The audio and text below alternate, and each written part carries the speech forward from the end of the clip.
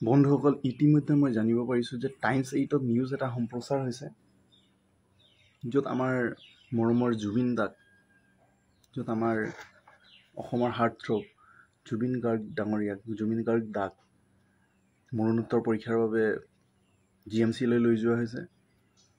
নিউজটো কিমান সঁচা ক'ব পৰা নাই, কিন্তু টাইমছ 8ত সম্প্ৰচাৰ হৈছে যিহেতু নিউজটো সঁচা হ'ব। এটা কথা ভাবিব পৰা নাই, মই মানি ল'ব পৰা নাই।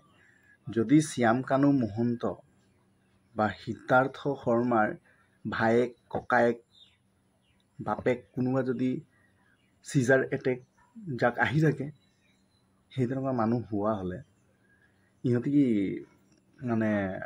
সাগৰত নামিব দিলেহেঁতেন নে তেওঁলোকক?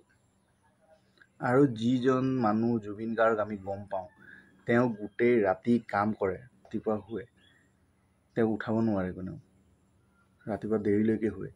সেই তেনেকুৱা মানুহক গোটেই ৰাতি মদ খুৱাই পাৰ্টি কৰি তাৰপিছত ৰাতিপুৱা উঠাই শুবলৈ নিদি উঠাই গা ধুবলৈ লৈ অহাটো মই সহজভাৱে ল'ব পৰা নাই।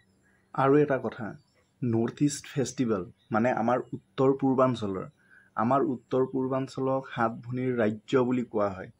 ইয়াত অৰুণাচল, মেঘালয়, মিজোৰাম, ত্ৰিপুৰা, নাগালেণ্ড, অসমকে ধৰি গোটেই 7টা ৰাজ্য আছে আমাৰ। আমি নৰ্থ ইষ্ট ফেষ্টিভেলখন ইয়াত পাতিব লাগিছিল নে গৈ ছিংগাপুৰত পাতিব লাগিছিলে? কেইজনমান দালালে টকাৰ লালসাত জুবিন দাক ইয়াৰ পৰা লৈ গ'ল ছিংগাপুৰলৈ। অসুস্থ মানুহক ইমান লং জাৰ্ণি কৰাই, এনেই অসুস্থ মানুহ, ইমান লং জাৰ্ণি কৰাই মেলি গৰিমা বৌকো নিয়া নাই। গৰিমা বৌ বা তেওঁৰ বেণ্ডৰ ৰাজাদাহঁতক নিয়া হ'লেতো হয়তো এইটো নহ'ল হয় এইটো। ইয়াতে মই আৰু এটা কথা ক'বলৈ বিচাৰোঁ। আমাৰ মৰমৰ জুবিন দাৰ যোনটো মৃত্যু তিথি, সেই মৃত্যু তিথি অহা বছৰৰ পৰা অসমত হলিডে হিচাপে পাতিব লাগে। হলিডে হিচাপে চৰকাৰে স্বীকৃতি দিব লাগে।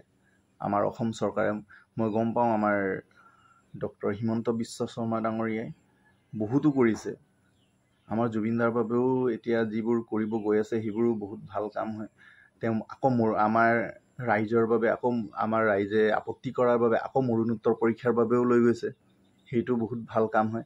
আৰু এটা তেওঁ ভাল কাম কৰি দিব লাগে যে আমাৰ মৰমৰ জুবিন দাৰ মৃত্যু তিথিত এদিন বন্ধ ঘোষিত কৰিব লাগে প্ৰত্যেক বছৰে।